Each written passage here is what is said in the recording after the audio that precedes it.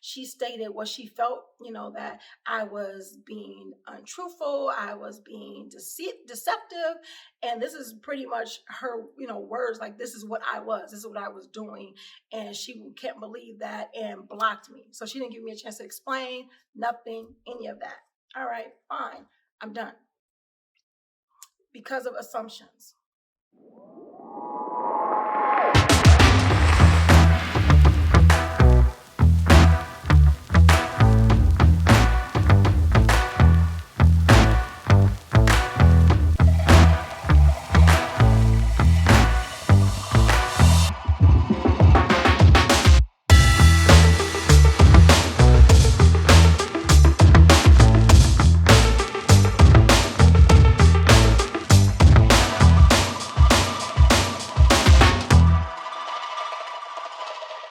Assalamu alaikum. Peace. It's Nyla, Coach Nyla, one of the co-founders of Outstanding Personal Relationships, as well as co-author of Let's Talk Polygyny Uncensored. Now, we get questions on what makes marriages work. We also get questions on what makes marriages fail, like what causes issues, what causes problems. And we've also gotten a lot of people who have their different ideas of what could have possibly caused some issues or caused some damage in their marriages. However, I'm going to give you two major things. Now, it's a number of things that can cause damage in your relationships, whether it's marriage or whether it's any other type of relationship you have. However, that was a question that I posed to myself during failed relationships, failed marriage, and just even friendships that fail. Like, what are the things that can cause these issues? And there's going to be two major ones that I'm going to talk about here. Now, there's a number of them, like I said before, but I'm going to talk about two. One is assumptions. Assumptions can really damage a relationship. And I'm saying that because sometimes we may think that we know some things and we don't. We have no idea.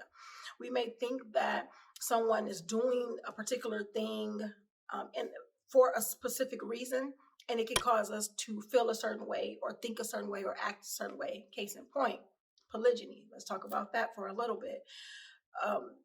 I've heard a lot of women speak on this and say, well, men marry another wife because he wants to fulfill his sexual desires, or it's all about, it's just this, he want to have halal sex and all these different things like that.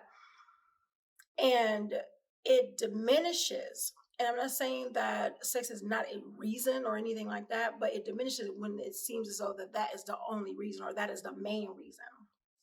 Because it gets to the point where you pretty much diminish your husband as a person with other feelings or other desires or other things other than a sexual being, a sexual nature. And so things like that can cause some issues because it causes it could cause him to look at you a certain way where it's like, you are not listening to me. Because if I'm stating some things, if I'm talking to you about it or trying to talk to you about it, and you diminish it as to me not being able to control my urges or desires or anything like that, then what does that say about how you really feel about me? Or are you even listening to me? Or do you even care about any of my other type of dreams or wants or wishes or anything like that? Let's go vice versa. When it comes to women, if a woman has an issue with polygyny, one of the things that they'll automatically assume is that, well, she is going to, that she doesn't care about her deen, or she's not strong on her deen or anything like that. Now, if a woman doesn't want it or desire it, that does not mean that she doesn't, she's not strong in her deen. It means that that's just something that she don't desire. I have a beautiful bonus daughter who don't desire to practice polygyny. That's fine. She understands that it's it's a way of life, that it is a viable form of marriage, that it is a marriage that, Allah put in place and everything like that.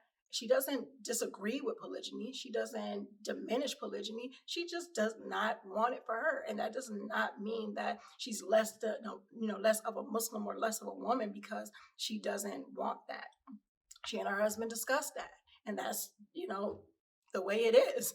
So that can also cause some issues too, because it's like, okay, well, you're assuming this thing about me and you're diminishing my character, because ain't no way I would feel this type of way. Just, I feel like, or no way I'm gonna be against my religion just because I don't want a specific thing for myself. It's people that probably don't want beef. I haven't eaten beef for a long time until I was eating beef that I know was, halal, or not halal, because beef is halal, period, as long as no pork or anything, alcohol or anything in it. But if it was, what is called the bihad, meaning that it was slaughtered in a particular way and things like that. So that's not the video for this, and I digress. However, I don't, I didn't eat beef for a while. And that's just because I didn't want to eat beef for my own health reasons. I didn't want to eat beef. That doesn't mean that I'm against, those who eat it, and I'm messing up my religion because I don't eat beef, or I didn't eat beef. So, it's these certain things that we got to be careful with, because when it comes down to it, we make assumptions about people. You start to question their character. You start to question things about them that may not be true. And if they feel that you have an issue with things that they say, because of your own assumptions of it, then it causes some issues with the communication, and then communication can break down, trust can break down, respect can break down, things as far as that. So you want to be careful with making assumptions. That was a thing which actually totally severed a friendship that I had for over 2 decades, where an ex-friend of mine decided that she wanted to question my integrity, knowing me for a long time, and I can say that with truthfulness, not because of some emotion or feeling, but she actually did, because I even asked people without them knowing that it was me and my situation. I asked the question, hey, let's say this was a situation that happened, or this is a scenario that happened, and then what do you feel about it? What do you think about it? So I'm going to give you guys a little snippet. One of the things was that my ex-friend made beautiful dolls, beautiful hand crocheted dolls. And I bought them from her. I asked her, I actually placed an order with her. Now, I let her know that, hey, how much will it cost for me to buy them in bulk? And it was, she gave me a particular price. And I said, you know what, I may give, I think I'm gonna give these dolls away, or give some of these dolls away as gifts, or whatever the case may be. I didn't have a whole idea of what I was gonna do with them, but they were very beautiful. And I know that I did want to give some of them away for as gifts. And then I kept some of them and everything like that, but I also sold some. And I sold some, but every time I sold anything, I always linked it back to her name, and that it was she who did it and everything like that. However,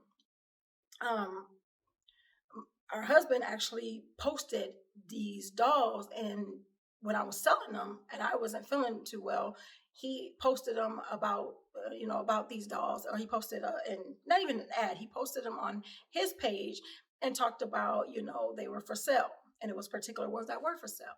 So she happened to see that, because I think some of my family members saw it, and she's friends with them, because she wasn't friends with her husband at all. So she decided to contact me and ask me, why did I sell the dolls?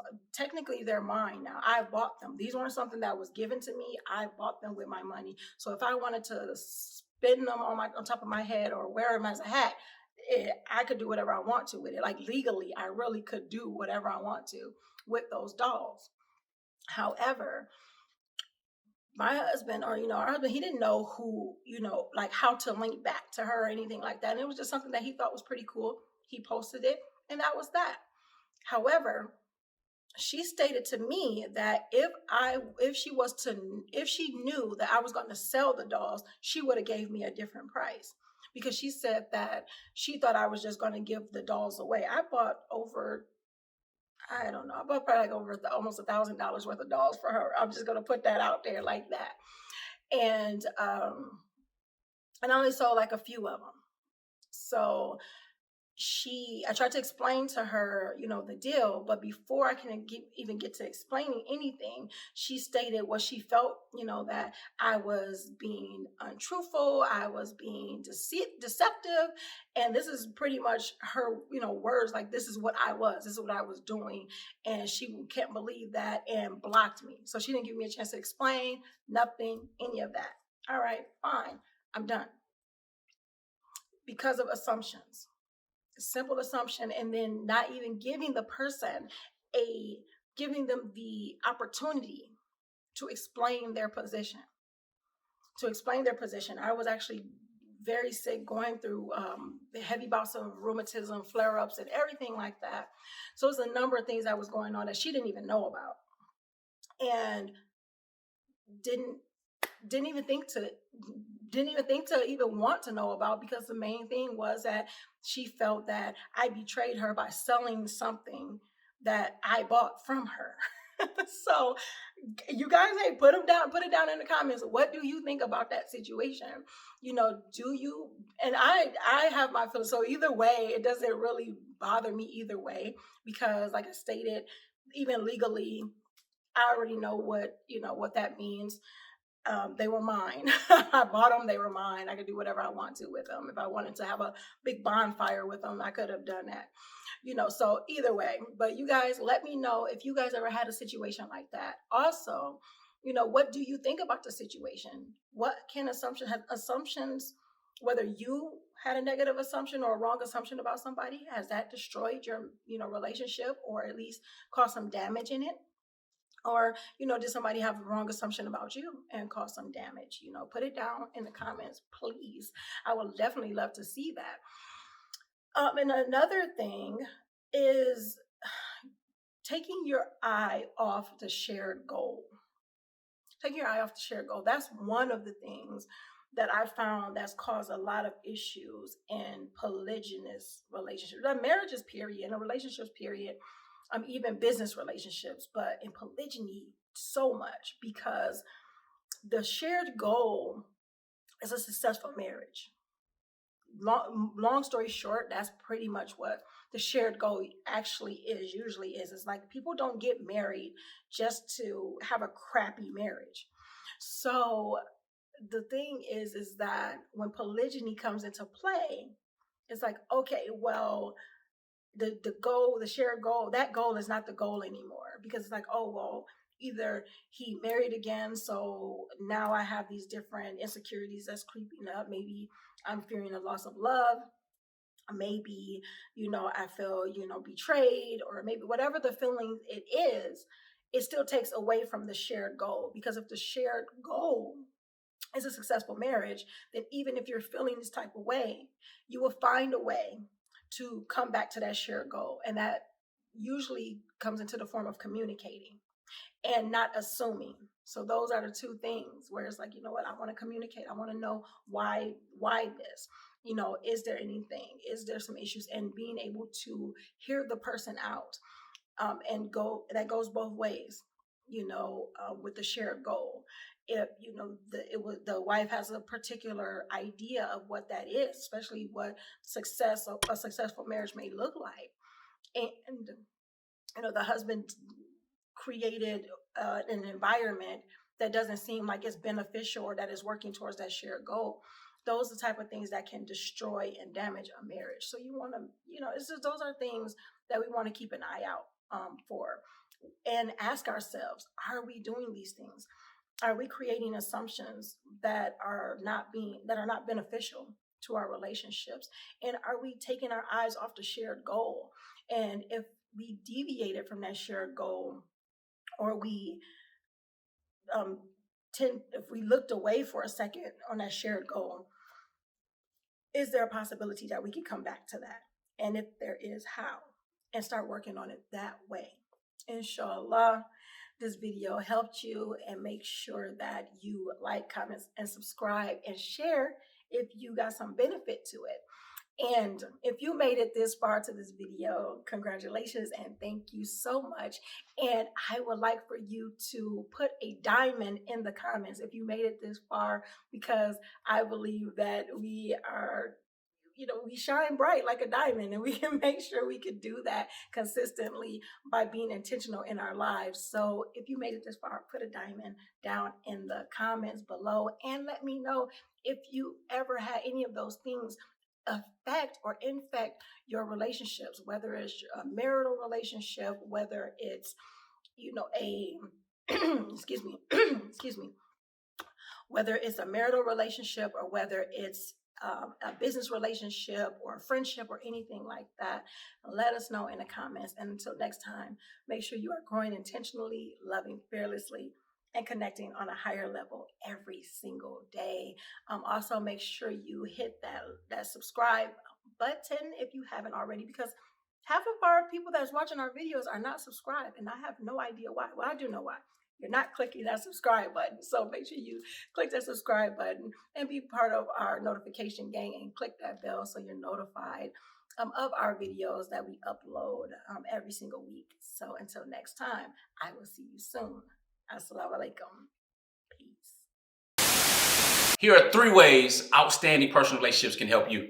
Make sure you guys are following us on our social medias at Outstanding Personal Relationships on YouTube and Facebook, and on IG at Outstanding Relationships, and also Clubhouse under our names. And make sure you go to outstandingpersonalrelationships.com and sign up for our email list. And there you will get updates on our new book, Let's Talk Polygyny Uncensored. Absolutely. And last but not least, when it comes to coaching or counseling, if you want to work with us one-on-one or in group settings, make sure you're on that website and reach out to us, because we do have very limited spots and we usually have a wait list. So with that being said, GLC. Make sure you are growing intentionally, loving fearlessly, and connecting on a higher level every single day. Assalamu alaikum. Peace.